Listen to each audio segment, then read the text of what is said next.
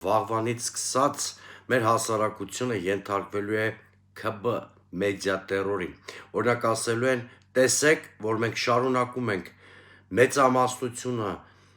վայելել, այսինքն մեծամասնության վստահությունը վայելել հասարակության,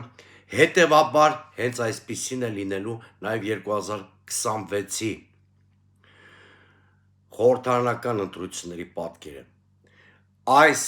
մեդիա տերորը, այս թեզը վաղվանից դուք շատ ակտիվ լսելու եք, խնդրում եմ լսեք այս թեզը, բայց մի առանձնապես հուսահատվեք, որովհետև դա ճշմարտություն չէ, կամ ամբողջ ճշմարտությունը չէ։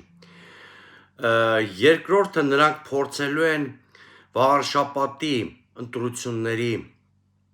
արդյունքները շահագործելով հասարակության մեծամասնությանը, որն անշուշտ ընդդիմադիր է իրենց, հուսահատության ճիրաններում պահել, որ տեսեք ընտրություններով ոչինչ չի փոխվում։ Սա էլ ճիշտ թեզ չէ, բայց ես զգուշացնում եմ այն,